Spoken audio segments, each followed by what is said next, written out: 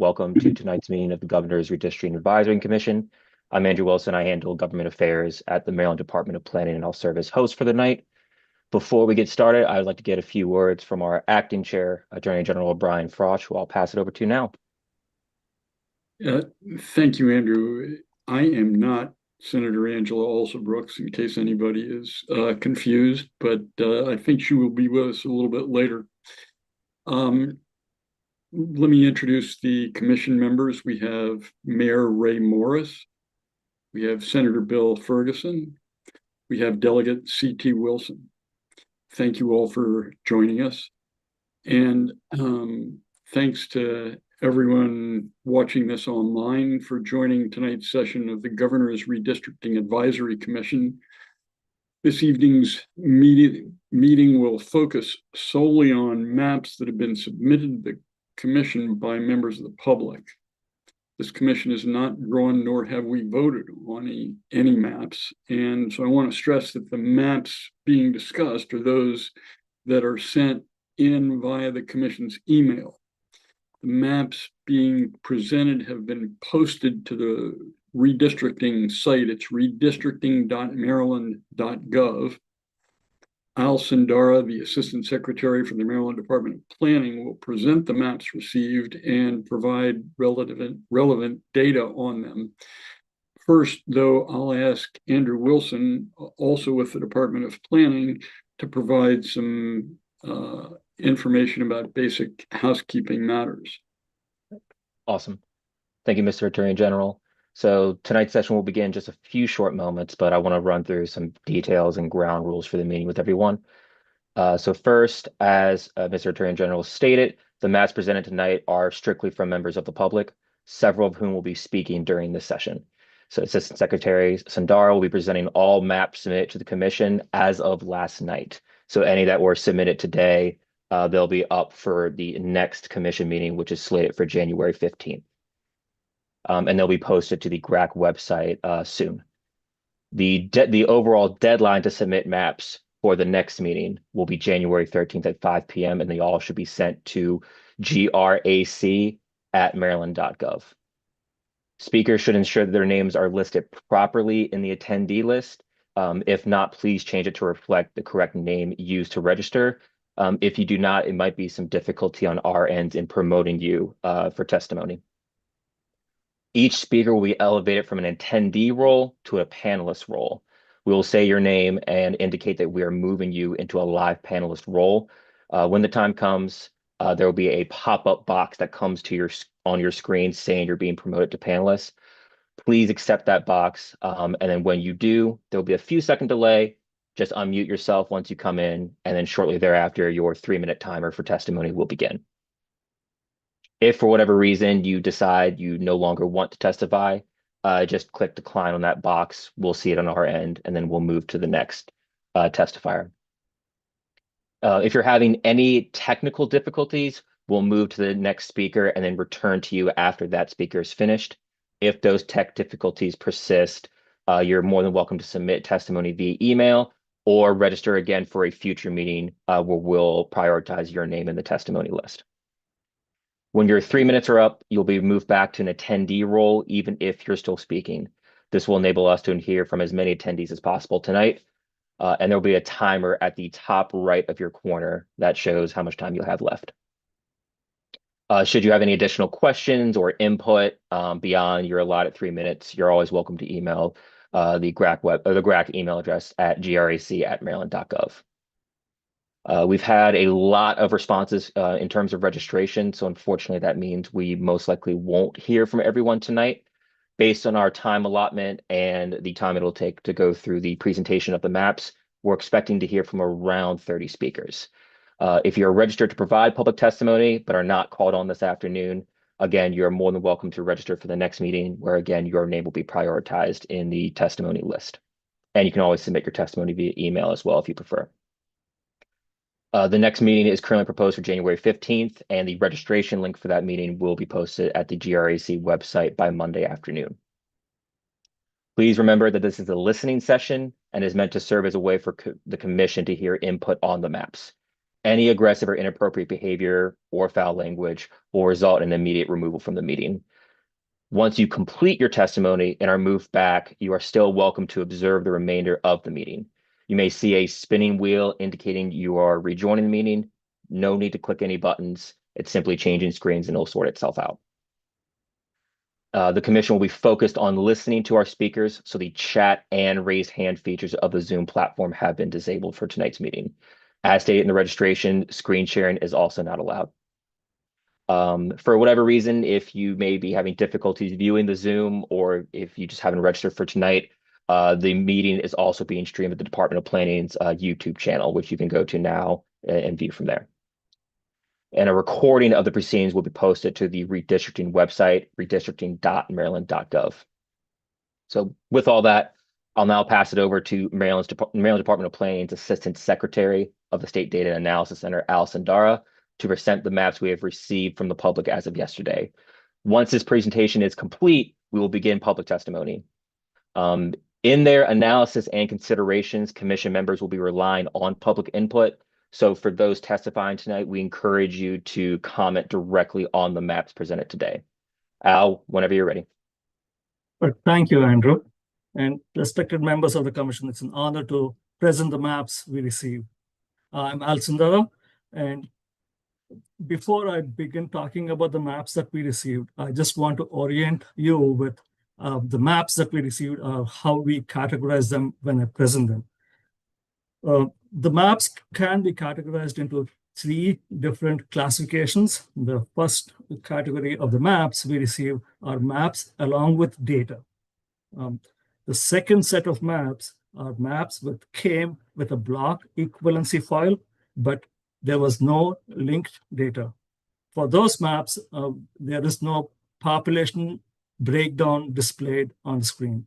And the third set of maps are just screenshots or images of the map with no accompanying data. So with that said, I will start presenting the maps. So before we go into the actual submission of the maps, just a little bit of background. This is the current congressional district map that was enacted in April 2022.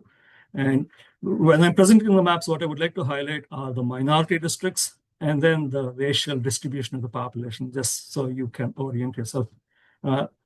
This map, the way it is drawn, has 4 minority districts, districts 4, 5, 7, and 8.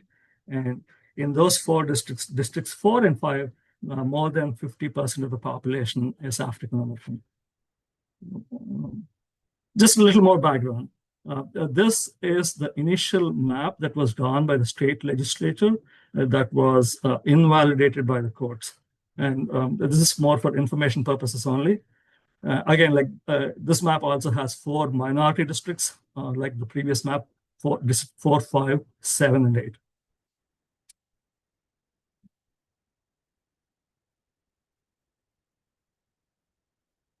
So these are the map submissions.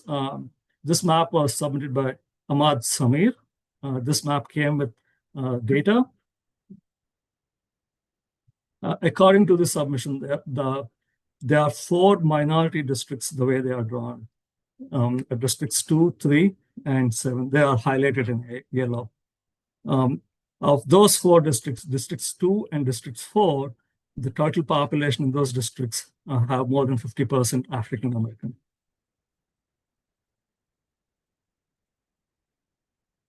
This map was submitted by Brand and DePaulo. Again, like this map came with data, and based on the information we received, 3 of the districts have majority of minority population, districts 5, 7, and 8. And of those 3 districts, District 5's population is more than almost 60% African American.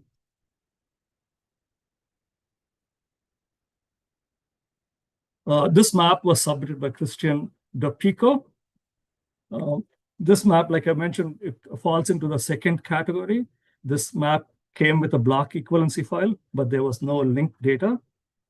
So that's why there's no data displayed. So this is just for your visualization.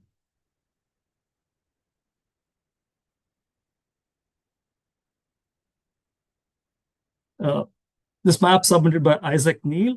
Again, like this map was submitted with a block equivalency file. There is no data linked with this map. So that's why there's no data displayed. It's again for your visual reference.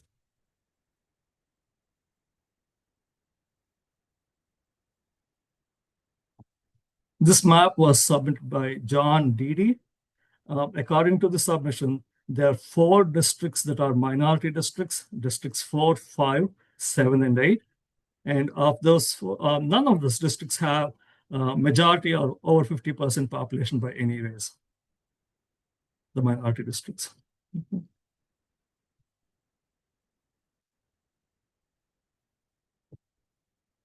This map was submitted by Jovanda Strickland Lucas.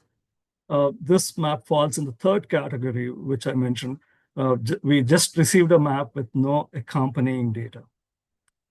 There are 2 different variations of the submission that is on the screen.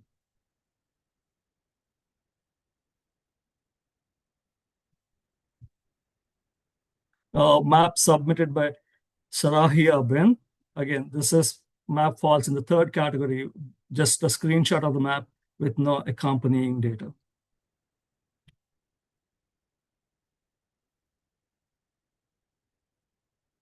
Map submitted by Mary and Stefan. Based on the submission, there are 4 districts that are minority districts, districts 4, 5, 7, and 8. Districts 4 and 7, the total population, more than 50% of the population are African American. I'm sorry, I might have misread that. Districts 4 and 7, the population in districts 4 and 7 is more than 50% African American. Map submitted by Riley Jeffries. This map came along with data. Based on the submission, there are 3 districts that are going to be minority districts, districts 4, 5, and 7. And of those districts 4 and 7, the population in those districts is more than 50% African American.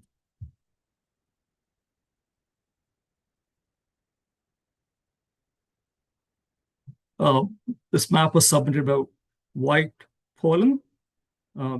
Again, like this falls in the 3rd category. This is just a map submission with no accompanying data.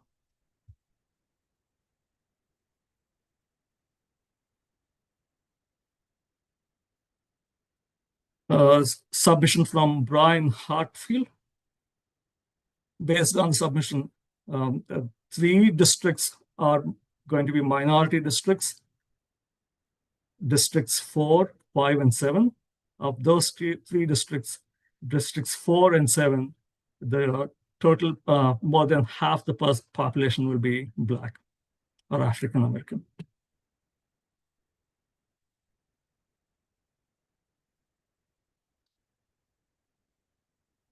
Map submitted by Michael Anderson. Based on the submission, 4 of the districts are going to be minority districts, districts 4 through district 8. And district 6, the total population is more than 50% African American.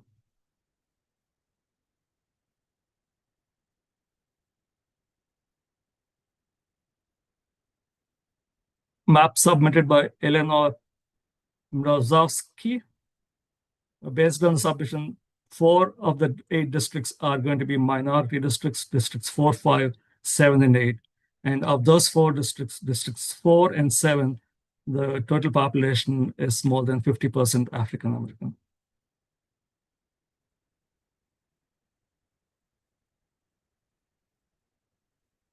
Map submitted by Luke Crawford. This map falls in the 2nd category. This came with a block equivalency file with no linked data. So that's why there's nothing data displayed here.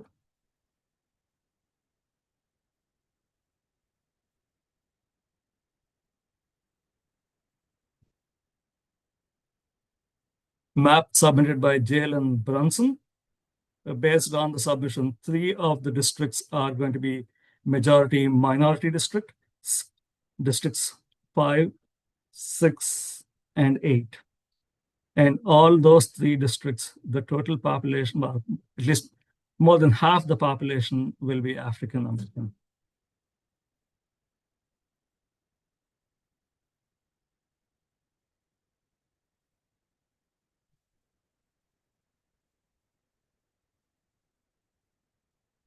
Map submitted by Nicholas Henry. This falls into the second category. It came with a block equivalency file, but the data was not linked to the map, so we do not have that displayed here.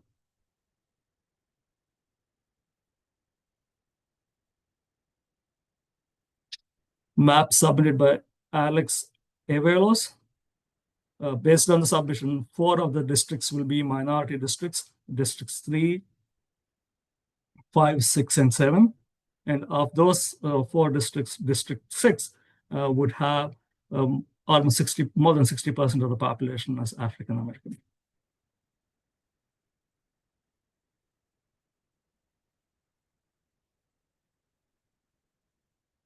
Map submitted by Josh G.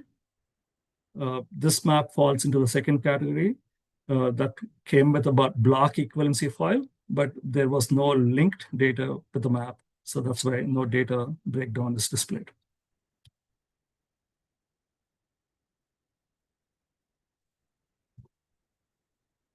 Map submitted by Micah Debd. Based on the data, 2 of the districts will be minority districts, districts 4 and district 8. And none of the districts have any more than 50% of a particular race population. I'm talking about minority specifically.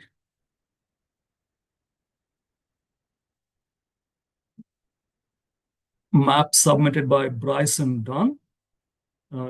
This map falls into the second category where we received a map with a block equivalency file, which has no linked data. And that's why no population breakdown is displayed here.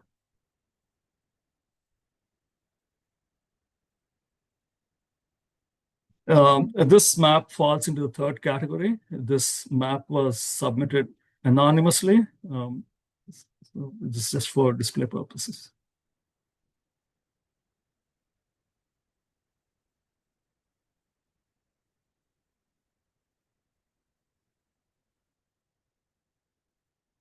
Map submitted by James Lafayette. Based on the submission, 3 of the districts are going to be minority districts. Districts 4, districts 5, and district 7. And of those districts, districts 5 and district 7 would have more than 50% African American population.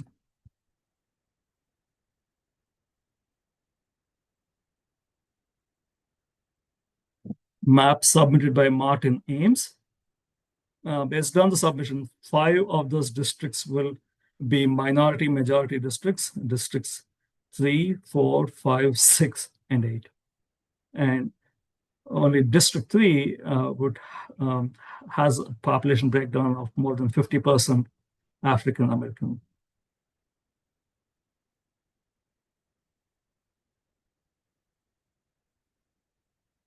Map submitted by Jonathan Alvarez. Based on the submission, 4 of the districts would be majority minority districts. And of those 4 districts, let me read the district. Districts 4, 5, 7, and 8 are going to be minority districts. Of those districts 5 and 7, the total population is going to be more than 50% African American.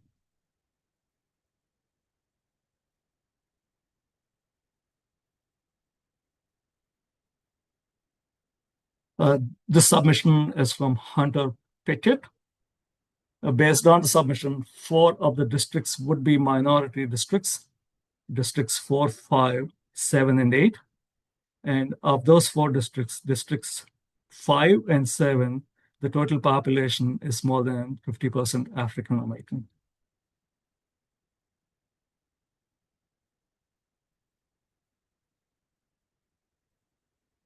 Map submitted by Asher Model. based on submission, 3 of the districts 3, 7, and 8 will be minority districts. And of those 3 districts, only District 8 has a total population of more than 50% that's going to be African American.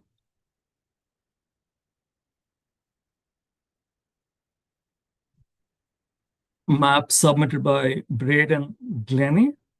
This map falls into the second category, where we only received a block equivalency file. The data was not linked to the maps. So this is what we have.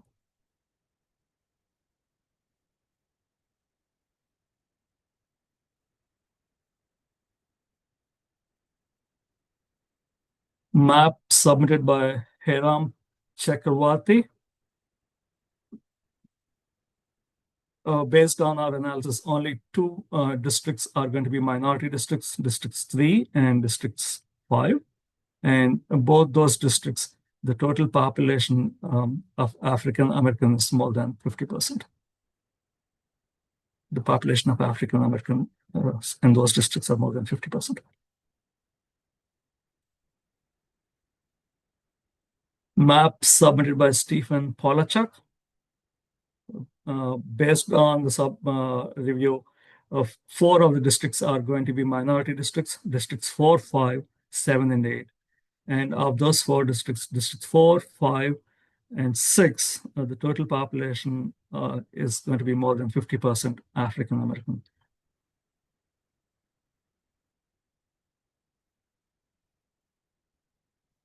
Map submitted by Brandon Parrish. Based on submission, there will be 5 minority districts, Districts 2, 4, 5, 7, and 8.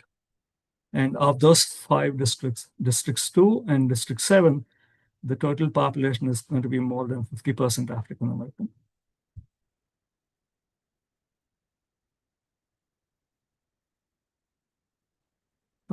Map submitted by Stephen Wolf. Based on the submission, 3 of the districts will be minority districts.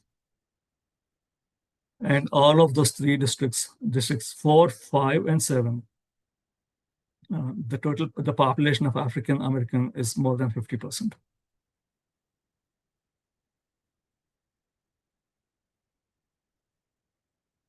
Another map submitted by Stephen Wolf.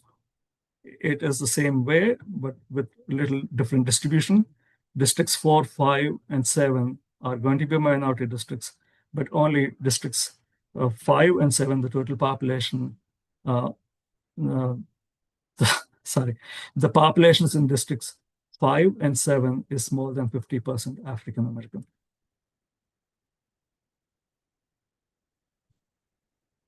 This is the third map submitted by Stephen Wolf.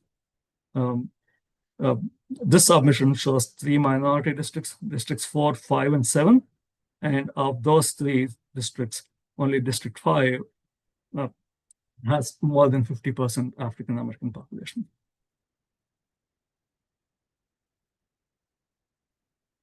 Map submitted by Joe Dye. Based on the submission, 4 of the districts will be minority districts in Districts 4, 5, 7, and 8. And of those 4 districts, only District 4 has a population of African American more than 50%.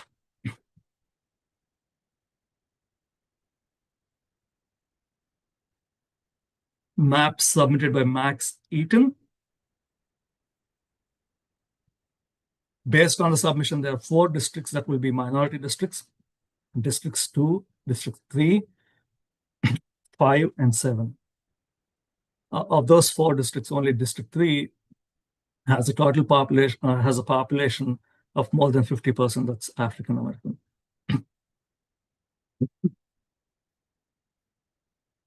Another map submitted by Max Eaton. Again, like there are 4 districts that will be minority districts based on the submission, Districts 2, 3, 5, and 7. And of those 4 districts, only District 3, the population is more than 50% African American. And this is the last map in our list of submissions we are going through today evening. This is submitted by Mary Clausen. Based on the submissions, districts 4, 5, 7, and 8 have are minority districts, and of those, districts 5 and district 7 have more than 50% African American population. And this is my last slide of the presentation. I'm going to turn it over back to Andrew to go over the public comments. Yep. Thank you, Assistant Secretary Sandara. So we will now begin our public testimony portion of the meeting tonight. I will remind everyone that you are allotted 3 minutes per testifier. You'll have a timer in the top right corner of the Zoom screen so you can track how much time you have left. And I would encourage everyone to focus their testimony on the maps presented tonight by Assistant Secretary Sandara. So with that, I'm going to send out the first panelist link to promote someone to publicly testify.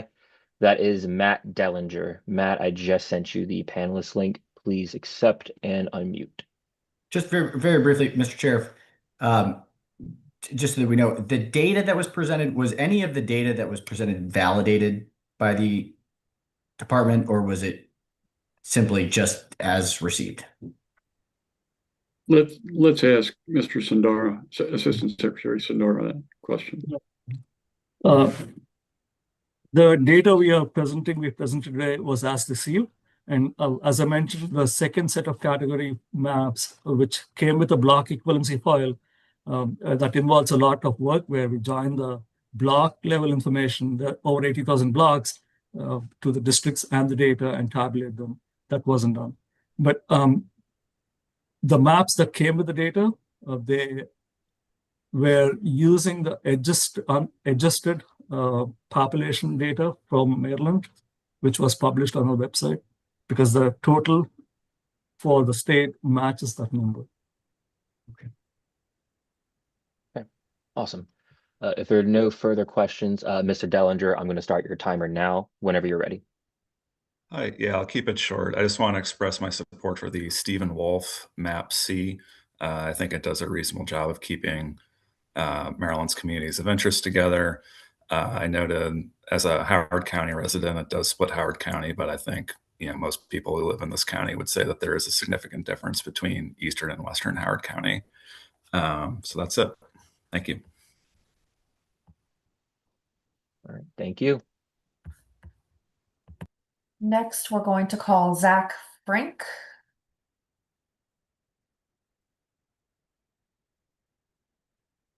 Please accept and unmute.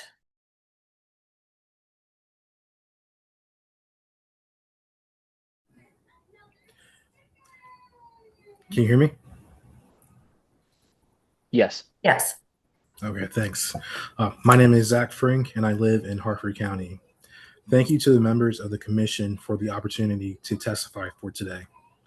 I'm here to express my support for Map C made by Stephen Wolf and the direction it takes Maryland. The map does a strong job of recognizing how people actually live, work, and share interests across state lines. And excuse my 1-year-old in the background. One thing I appreciate is how the map keeps Southern Maryland together and reflects that the Upper Shore and the Eastern Shore do not always share the same priorities. This map reflects that distinction. I want to raise an important point. Water and coastal communities in Harford, Baltimore, and Anne Arundel counties share common concerns like the Chesapeake Bay, flooding, and environmental protection. These communities were largely built during the same period and face similar challenges. They should be kept together so they can advocate with one voice. Cecil County should be grouped with Northern Harford County and Northern Baltimore County, not with the Eastern Shore. Cecil County shares far more in common with those northern communities in terms of development patterns, commuting, and growth pressure. I also appreciate that this map recognizes bedroom communities and shared regional identities instead of forcing artificial pairings. Map C is a strong foundation. With adjustments like keeping coastal and northern communities together, it can better reflect how Marylanders actually experience the regions. Thank you for your time. Awesome. Thank you. Next on our list is Jean Wen. Jean, I just sent you the panelist link. Please accept and unmute.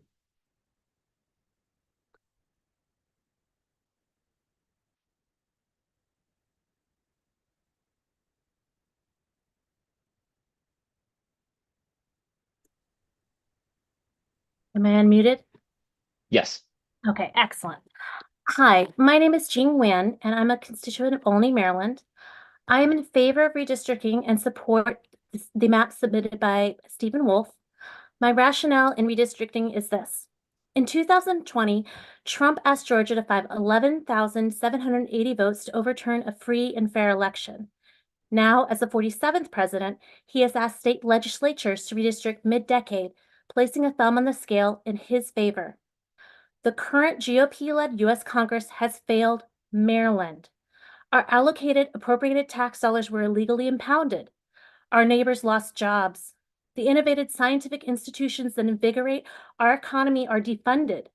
Our healthcare costs are skyrocketing while our public health plummets. Access to tax dollars are denied when emergencies and infrastructure needs arise. And immigrants and citizens who enrich our communities and contribute to our economy are terrorized and denied due process. The federal executive branch has failed Maryland. It overreaches in its authority, and Congress and the Supreme Court have failed to act as guardrails. We are in danger of losing our democracy to an increasingly authoritarian leader who licenses law breaking, who retaliates with regulations, investigates its critics, deploys military domestically, overreaches through federal law enforcement, and finally seeks to change the rules in a democratic system so that he or others in his leadership never leave.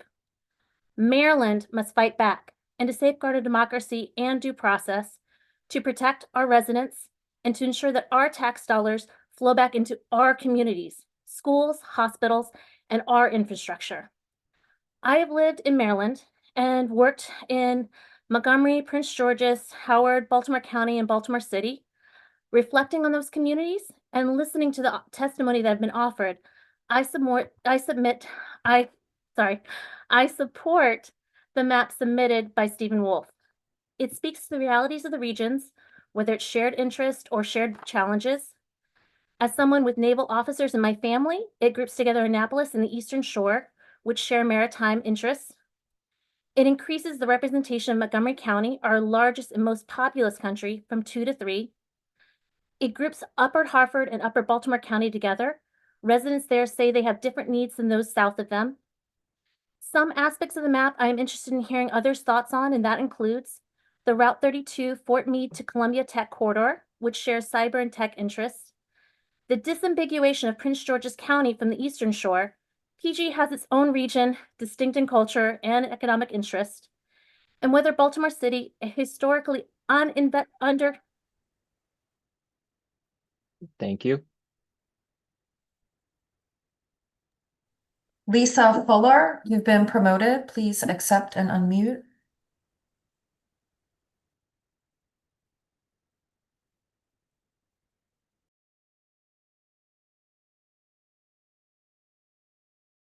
Okay, we will move on to Maria Piccola. Please accept and unmute.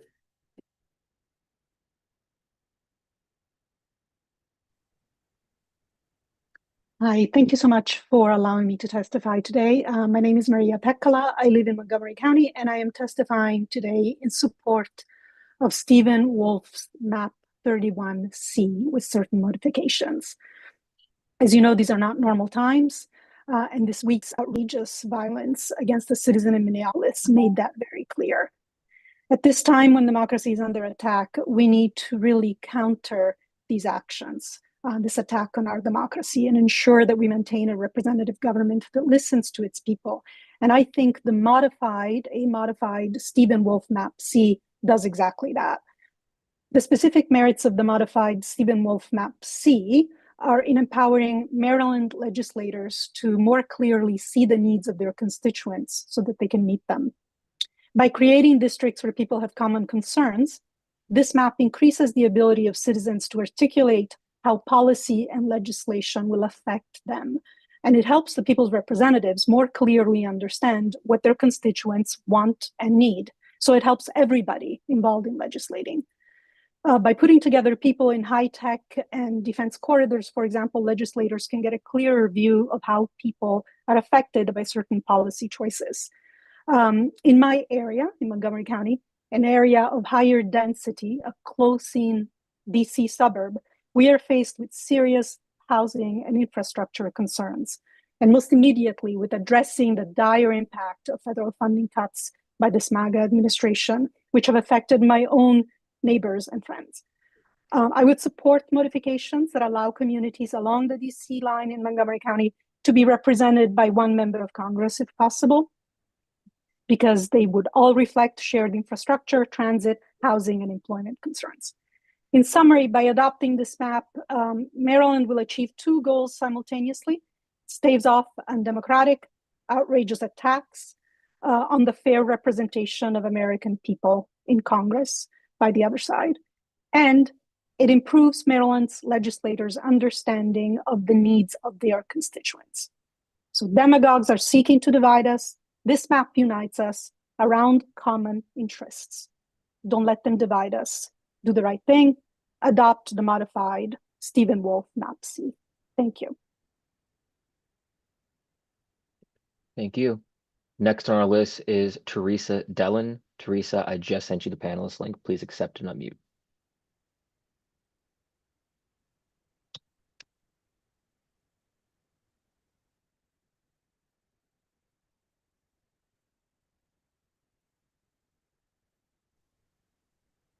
Good afternoon. My name is Teresa Dellin, and I live in Upper Fells Point in Baltimore, and specifically the 46th District. It's nice to see you, Senator Ferguson. And I just want to say I'm grateful that this commission has been created, as it allows us, the citizens, to have a legitimate public debate regarding redistricting.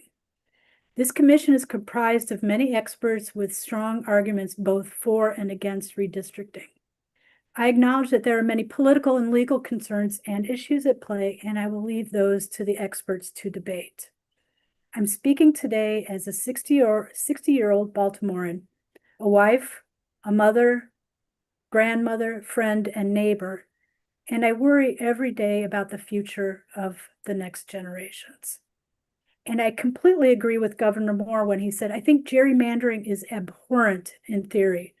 But the reality is I don't live in the theoretical. I live in the reality right now that Donald Trump is trying to rig the system right in front of us.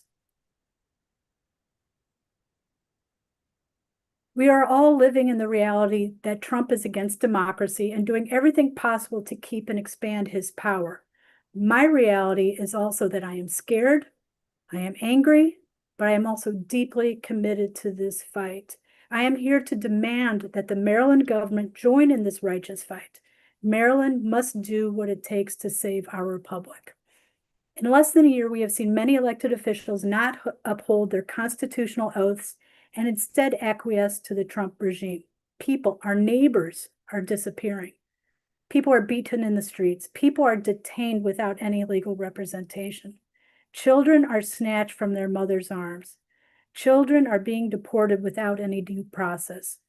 And Senator Ferguson, perhaps you have noticed that Eastern Avenue is a ghost town, which is completely different than it was a few months ago, and I thank ICE for that. People are being shot and killed by federal agents without any repercussions. We are living through the greatest threat to our republic because many elected officials and courts chose to keep their jobs and instead acquiesce to the Trump regime. Because of this, we are now living in an authoritarian state. The Trump regime will not stop until it is stopped by the American people. And we have at our disposal a legal tool that has majority support among Maryland voters. The Baltimore reported 54% approval rate in a poll taken in late December. But the time is now to stand and fight, and our strongest weapon right now is to redistrict Maryland to ensure democratic representation. So I am here to endorse the Stephen Wolf. Thank you. Blair Postman, you've been invited to become panelist. Please accept and unmute.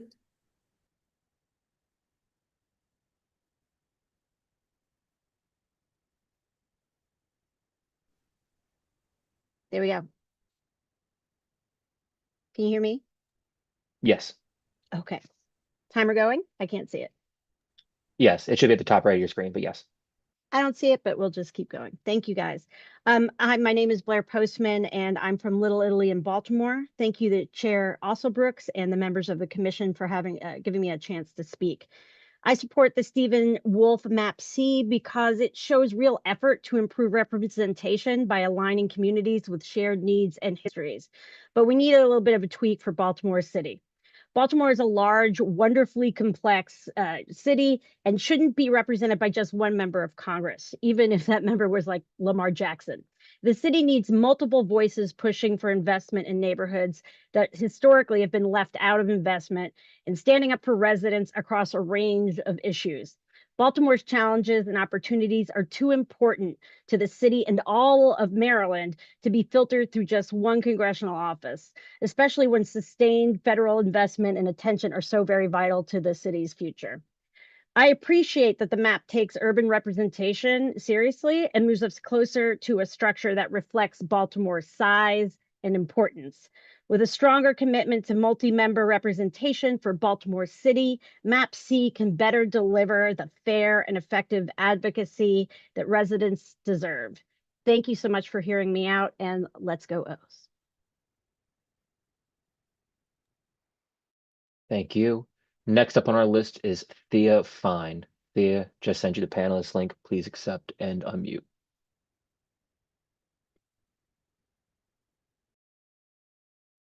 Hi, can you hear me? Yes. My name's Thea Fine. I'm program director, chair of the Riderwood Village Democratic Club, and I'm a local precinct chair in Montgomery County's District 14. I'm speaking in support of the Stephen Wolf Map 31C. I happen to live currently in Congressional District 8, Jamie Raskin's district, and when we moved to Riderwood 5 years ago and learned that the community straddled the Montgomery and Prince George's County line, I specifically chose to live in Jamie's district. Now, if I've read most of the maps right, including the Stephen Wolf 31C map, it will move me and many East Montgomery County residents from District 8 to District 4. Makes me sad, but I do believe that redistricting is a necessity. After all, these are not normal times. The president has pressed Republicans to gerrymander state districts to maintain their hold, and his, on the U.S. House of Representatives. He wants to advance his dangerous and socially corrupt agenda. It's an agenda that has torn families apart. We've seen that. Just this week, his immigration agenda led to the horrific murder of a 38-year-old mother in Minneapolis, whose only crime was to try to move her car when the ICE people told her to do so. Here in Maryland last year, the same agenda deported a local resident, Kilmar Abrego Garcia, to CCOT. Finally, he's home, but his harassment continues. The agenda tossed thousands of Marylanders out of jobs and federal service. It compromised our state's wonderful biomedical research community and put Marylanders' access to health care and for some food assistance in total jeopardy. Those carrying out Trump's agenda withheld disaster recovery funds as a cudgel against decisions by our state government to stand up to administrative bullying. They've stripped environmental protections from our land, water, and air. They've curbed development of alternative, less polluting sources of energy. Continued implementation of these agenda items must be thwarted. Frankly, I hate the idea of mid-decade redistricting here or elsewhere, but what I hate even more is the brazen corruption and lawlessness of the Trump administration and a complicit Republican-controlled Congress. That's why I endorse the redrawing of Maryland's districts in this one-time mid-cycle redistricting according to Map 31C. It's time for deliberate action, not compliance or capitulation. We need every Democratic vote we can get if we're to push back the threats we face from a growing trend toward oligarchy. Too much is at stake, and today and tomorrow to do otherwise. I'm sorry, I'm stammering. I'm looking at the clock. I thank you for your attention. I thank you for your time. please, please, please do this one time only. I will miss Jamie, but we got to do it. Thank you. Thank you. Max Sokol, you've been promoted to panelist. Please accept and unmute.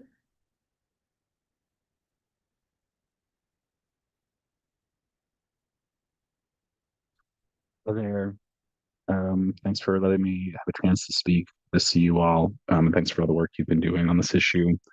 I'll keep my remarks relatively brief. As you've heard from, I think, every other speaker tonight, I too think that Stephen Wolf's map C is a reasonable approach for redistricting in Maryland. The only other things I want to express at this point, I've had a lot of conversations with legislators about this issue. I understand that it's complex and that folks are acting in good faith.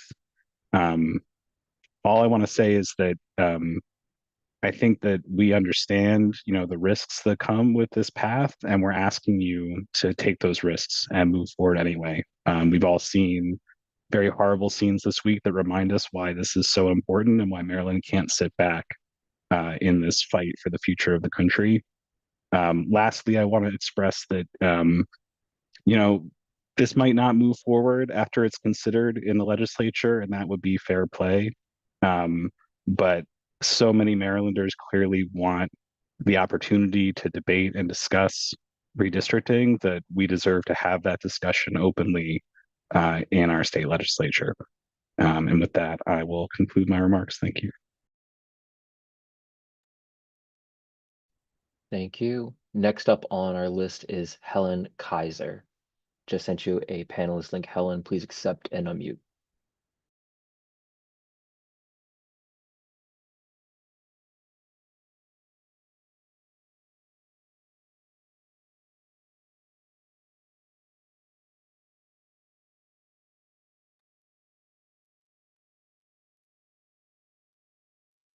Sorry. Good afternoon. My name is Helen Benesh Kaiser, and I reside in Hyattsville, Maryland. I would like to thank Chair Also Brooks and Attorney General Brian Frosch and members of this commission, other members of this commission, for the opportunity to testify. I'm here to express my support for the Stephen Wolf's Map 31C and to speak specifically about how it can better serve Prince George's County, where I reside. Prince George's County, as you know, is a large, diverse, and growing community with its own set of priorities. From transportation and housing to education and economic development, our county faces challenges that are fundamentally different from those on the Eastern Shore. Grouping these regions together dilutes the ability of both regions and communities to receive focused and effective representation. The residents of Prince George's County need a member of Congress who is focused on our communities and accountable to our shared realities, not somebody who must deal with diverse communities with very different needs and stretched across regions. Separating Prince George's County from the Eastern Shore allows each area to advocate for itself more effectively.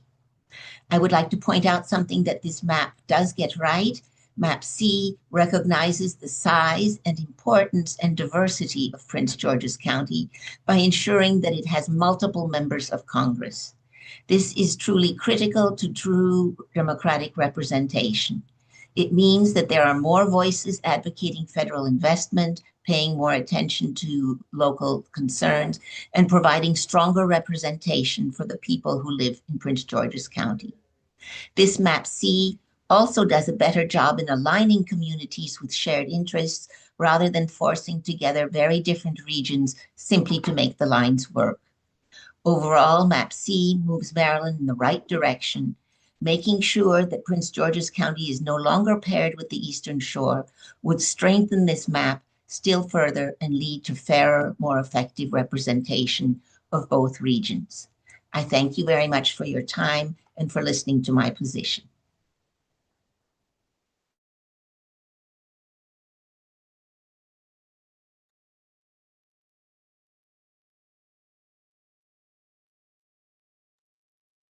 Next, we have Claude Joulamard. I've promoted you to panelist. Please accept and unmute.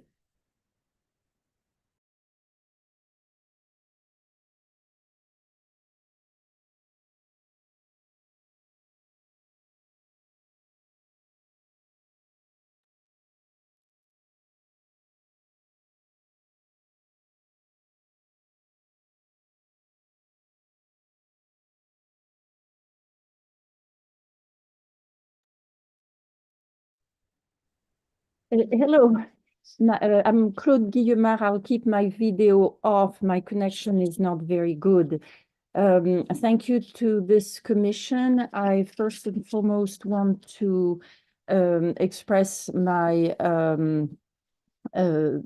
my approval of redistricting in Maryland. I'm a registered independent voter, which has allowed me to condemn gerrymandering from any party, but the decision from the Supreme Court on the Texas case, which allowed Texas to go with a racial redistricting in favor of the GOP, put an end to my neutrality and my reluctance to redistricting. So for all the reasons that the speakers before me gave to go ahead in Maryland, I want to also give my add my voice to the previous speakers. I also recommend that we use Stephen Wolf Map C, with in particular the adjustment of Baltimore City that should have more than one representative or even two. So I hope that the Commission will very seriously and with no reservation consider redistricting, thanks to the Supreme Court decision that made the decision for us. Thank you. Great, thank you. Next up, we have Alice Kane. Alice, I just sent you your panelist link.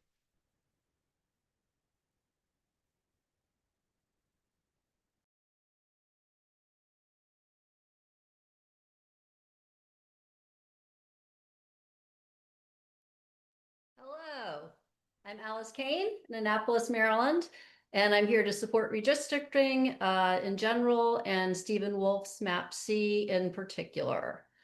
For those of you who know me, that may come as a surprise. I've long been a vocal opponent of gerrymandering.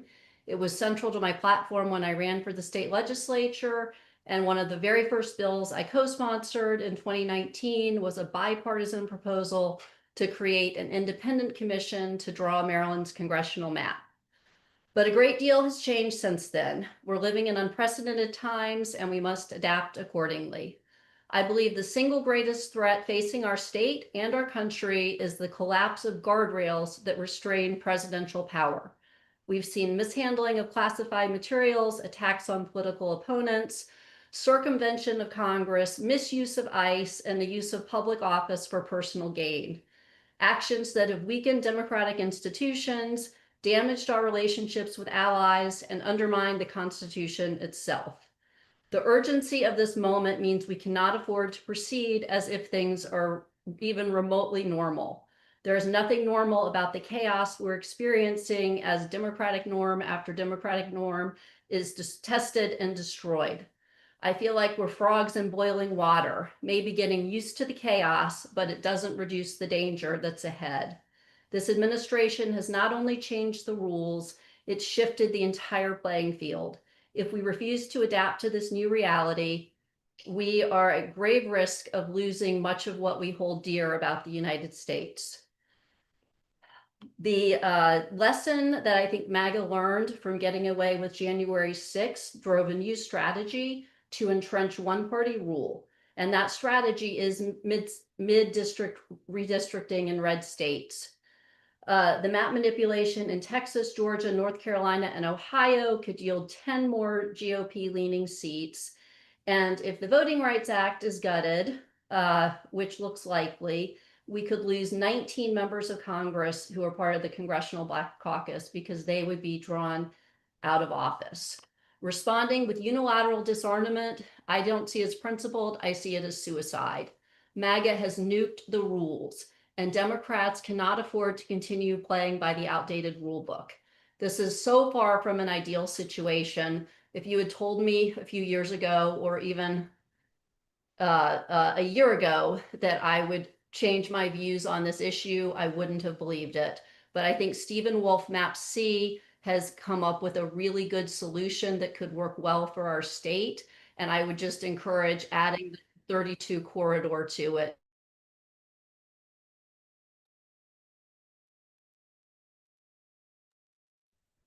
Mary Clausen, you'll receive a panelist invite. Please accept and unmute.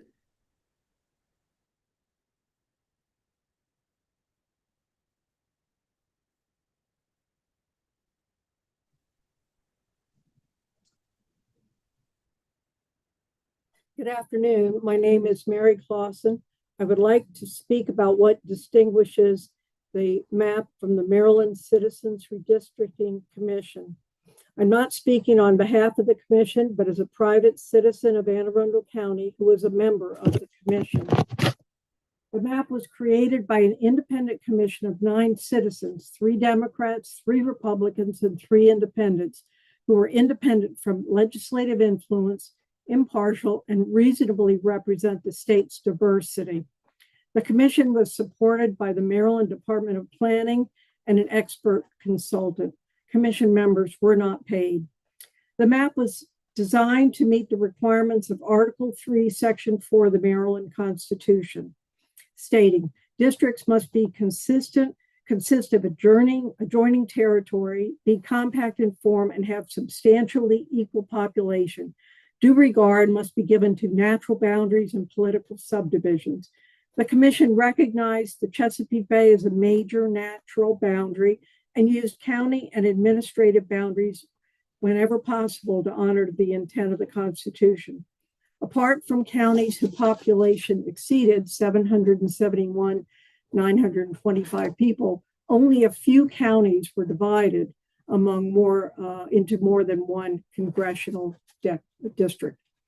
Each of the 8 districts in this map have the exact population required, 771,925 or 26. The districts are as geographically compact as possible while still meeting all legal and constitutional consideration. The process was fully open and transparent. The commission held its first meeting on May 5th, 2021, and its final meeting on November 3rd, 2021. All sessions were conducted via Zoom because of COVID. More than 3,600 Marylanders attended at least one of the meetings, and over 190,000 people viewed social media posts. All maps were drafted and revised in public view. The commission had no access to voter registration data or election results for any part of the state. Public testimony made it clear that Marylanders are tired of the flagrant gerrymandering that has characterized our state's map under career bureaucrats and entrenched politicians. This particular map was given an A grade from the Princeton Gerrymandering Project. I have 2 final comments as a private citizen. I did not support this politically driven redistricting effort. Taxpayers should not be. Thank you. Next up on our list is Krish Omara Vignaraja. Krish Omara, I just sent you your panelist link. Please accept and unmute.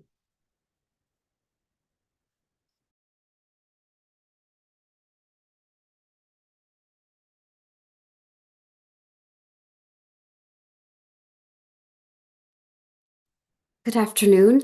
My name is Krish Vignaraja. I'm a lifelong Marylander, and I strongly support Governor Moore's leadership to ensure fair representation. I urge you to adopt the Advocate Consensus Map, Stephen Wolf Map C, but with specific adjustments to ensure robust representation for Baltimore City. Baltimore is the beating heart of this state, but packing the complexity and diversity of Baltimore into a single district limits our federal advocacy efforts to champion Baltimore and thereby Maryland. We need a force multiplier, a delegation where multiple congressional members have a stake in Baltimore's future. I lived through this danger at the beginning of 2025 when the White House froze funding of countless programs. Global Refuge, the national nonprofit I lead, which is headquartered right across from the Inner Harbor, was forced to furlough hundreds of workers due to the federal chaos. In that moment, we needed more than one representative. We needed the full delegation, and every single member stepped up to help. We must guarantee a deep bench of advocacy continues. We can achieve this by ensuring Baltimore's distinct communities of interest are in 3 different districts. District 7, the civil rights anchor. This district must remain a Voting Rights Act compliant majority Black district. This ensures the distinct voice of Baltimore's historic Black community is protected and empowered without dilution. District 2, the working Bay anchor. We should extend District 2 to connect East Baltimore and the port with the supply chain coastal communities of Eastern Baltimore County, Lower Hartford and Cecil counties, and Northeastern Anne Arundel.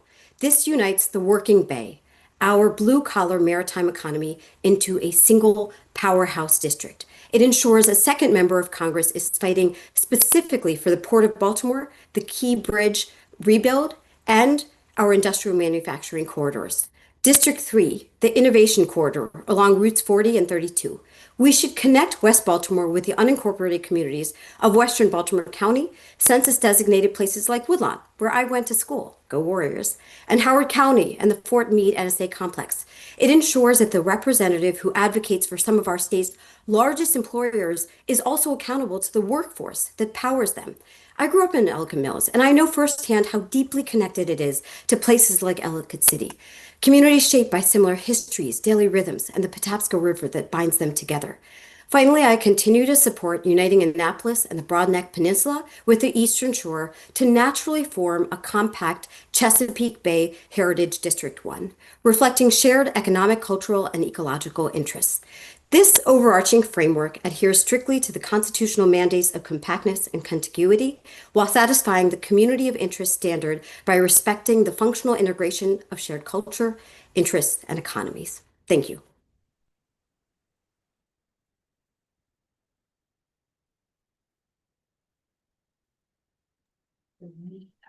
Christine Lemise, you've been promoted to panelist. Please accept and unmute.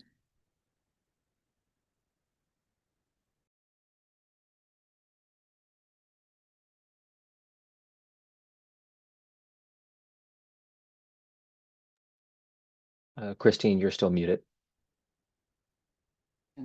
Okay, does this work? Yes, we can hear you. Okay, great. And I don't know what happened to my video. Here we go. Okay, good evening, everyone. My name is Christine Lemise. I live in Howard County, and I testify this evening on behalf of the Defend Democracy team of Indivisible Howard County. And our team, as a matter of fact, just as many others who have testified here this evening, has been working for many years now to counter gerrymandering. But we are in different times today, as others have pointed out as well. And today we are in support of redistricting in the state of Maryland. And specifically, we're in support of the Stephen Wolf's Map C that was mentioned a few times this evening. There is one area relative to Howard County where we believe that the map could be improved. And that's relative to the agricultural portion of Howard County, which is currently split into 2 districts. So we believe that those farming communities share land use priorities, environmental concerns, and economic challenges and should have a single representative voice. With that small adjustments, we believe the map would do a good job of representing the interest of all Marylanders. So I appreciate also that that has been done for Upper Harvard County and Upper Baltimore County, where those agricultural communities have been kept together. And we hope it can be done for Howard County as well. Thank you very much for your time and for your consideration. Thank you. Next up on our list is Saria Ben. Saria, I just sent you your panelist link. And I'll also note, based on our current attendee list, after Saria finishes, we have 5 more testifiers. If you have not yet updated your name to match the name you registered with, please do so now. We'll recheck our attendee list just to make sure we've gotten everybody. Saria, whenever you're ready.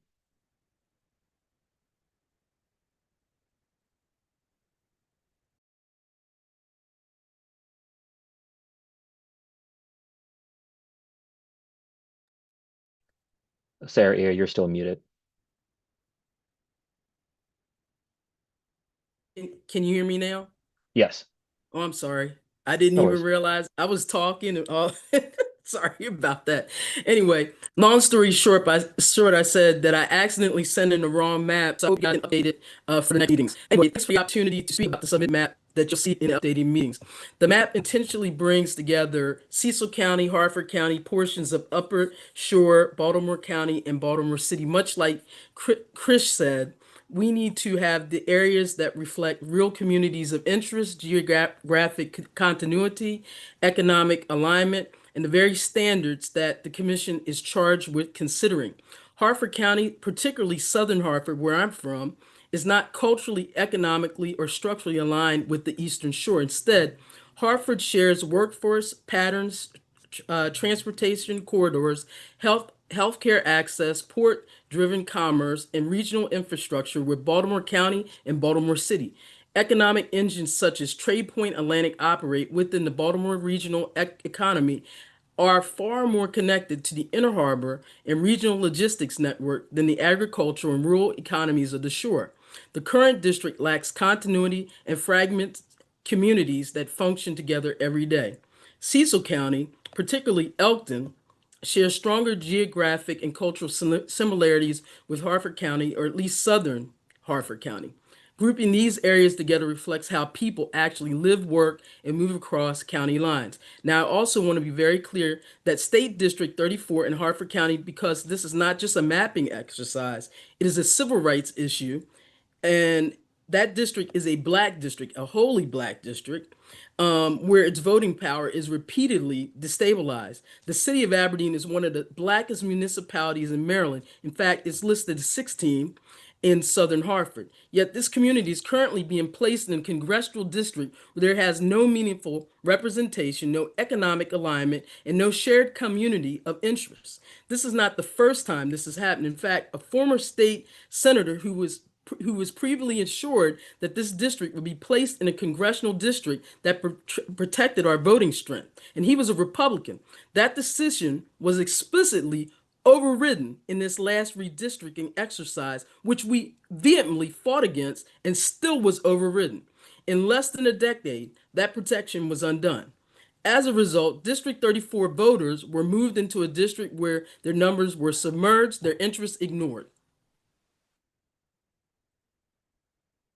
Thank you. And for a note for attendees, if you wish to make a correction to a map you've previously submitted, make those corrections on your end and resend it to the grac at maryland.gov email address so the commission members know which map you intended to send originally. Next is Gretchen Blankenship. You've received an invitation to become panelist. Please accept and unmute.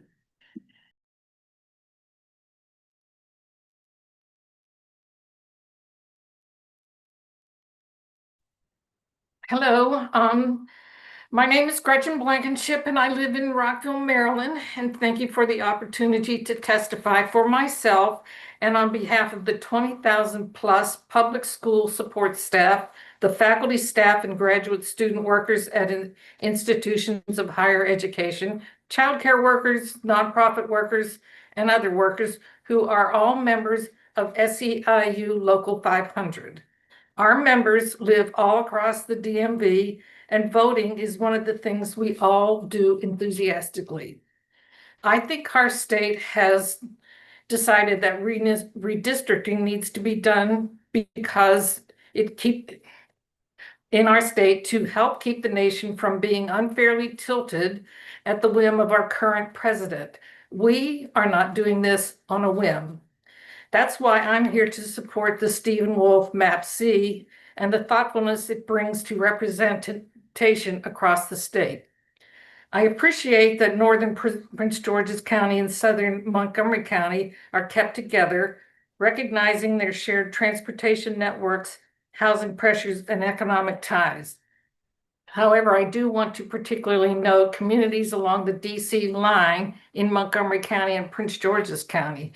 These neighborhoods share daily commuting patterns, infrastructure needs, and housing challenges, and should be represented by one member of Congress if possible, so their voice is not divided. Splitting these communities weakens their ability to advocate effectively on issues that affect their daily lives. I also appreciate that this map recognizes Montgomery County's size and role as an economic engine by providing it with 3 members of Congress. Prince George's County is also heartily represented here. With a small adjustment to keep the DC border communities unified, Map C better serves the counties and our state and the nation's residents. Sorry. So thank you for your time. Good evening.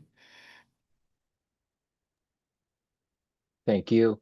Next on our list is Wanda Savala. Wanda, I just sent you your panelist link. After Wanda, our final 2 testifiers for tonight are going to be Judith Brown Deannis and Steve Shapiro.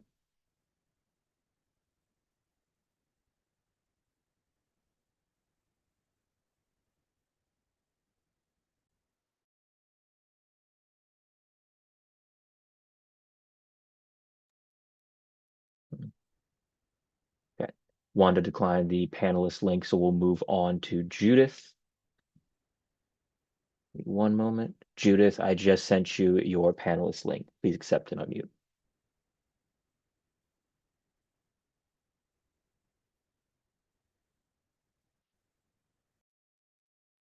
Hello, my name is Judith Brown Dianis. I am a longtime civil rights and voting rights lawyer, but today I come to you as someone who's resided in Prince George's County for more than 25 years. I currently reside in Accokeek. I appreciate the opportunity to speak today. First, I support the effort to redistrict. Redistricting is about power and representation. It must be fair and equitable. And the power grab that is happening in other states puts our democracy at risk, and residents of Maryland will be harmed if our state does not act. This moment requires we take action to stop this authoritarian regime that ignores the Constitution and Congress.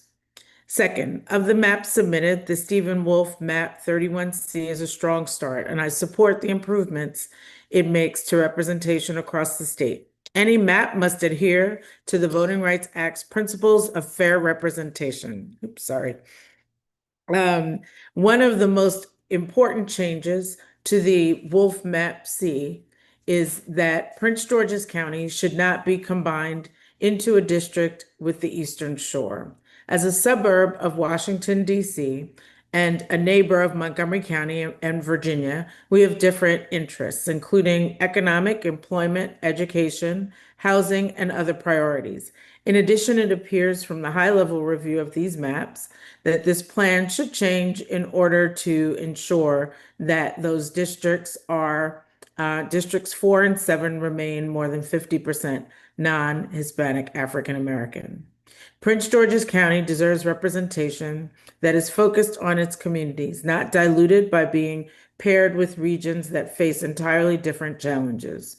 I also appreciate that this map recognizes Prince George's size and importance by providing it multiple members of Congress. And one last point, Baltimore too should keep its representation. Our communities must continue to have representation of our choice that is accountable to us. Overall, Map C moves Maryland in the right direction, and fixing this misalignment would strengthen it. Thank you for your time, consideration, and service.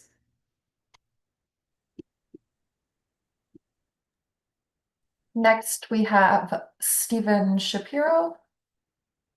You received the panelist invitation. Please accept and unmute.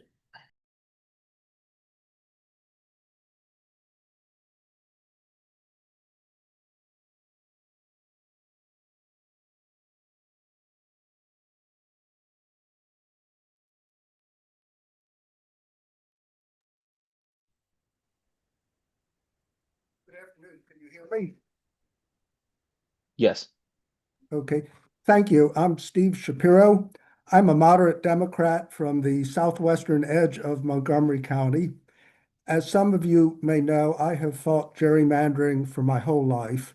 In 2013, I put together a bipartisan group of voters who sued the state over the 2011 maps. But now times are a bit different. I still do align myself with Senator Ferguson in opposing a change to our current map, especially since Indiana has backed off of changing theirs to gain 2 additional Republican votes. But I'm nearly on the fence on this given current events. And since I'm on the fence, I think I know where this may be headed. If we do go to an 8-0 map, I do ask that we do it with as little violence as possible to the current map, which is very hard to do to change the currently packed Eastern Shore map. But I hope we can do this, and I know we can do this with minimal disruption. I have today submitted a couple maps similar to those presented today, done by Brandon DiPaolo and by Marion Steffen. Mr. Steffen's map is a good map, but it leaves District 1 as a toss-up. My maps don't do that. One of my maps has each district 50% Democratic, which is a 3% margin. My other map, each district is 52%, at least 52% Democratic, which is a 7% margin. Mr. DiPaolo also submitted a very useful map, but that map eliminates the current District 4, Northern Prince George's and Eastern Montgomery. Both of my maps maintain that current district. Again, I would sure hope that we wouldn't have to do this, but I recognize things are different today than they were just a few years ago. Maybe the governor can use his good offices to encourage other states to hold off, but given what we've seen elsewhere, I'm not too encouraged.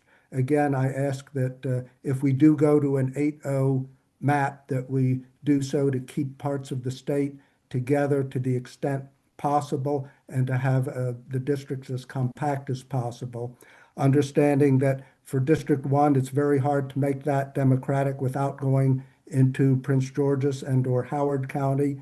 And for District 3 and District 2, if those are going to be staying as Democratic district, it's hard to not put one or both of those into parts of the city. Again, thank you very much for your consideration. Thank you. Based on our attendee list and who is present, Steve was our last testifier. For anyone who did not get called on tonight for any reason, I would encourage again, if you would like to share your testimony via writing, you can do so by submitting it to the grac@maryland.gov email address. Or you can also register for the next meeting on January 15th. And please send us a follow-up email saying that you were not called on this meeting, and then we'll prioritize you for the public testimony portion of that meeting. With that, I will pass it back over to Attorney General Frosch, unless Chair Alsobrooks, if you have any closing comments.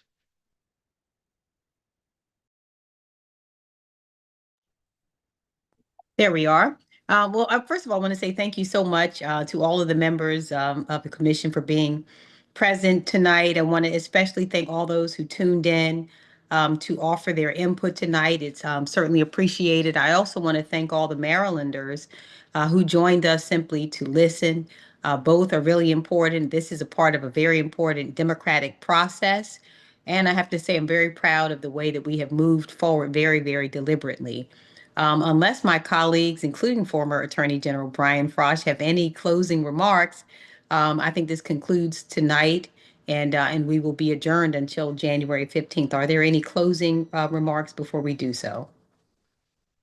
Okay, thank you so much, everyone. Have a good night.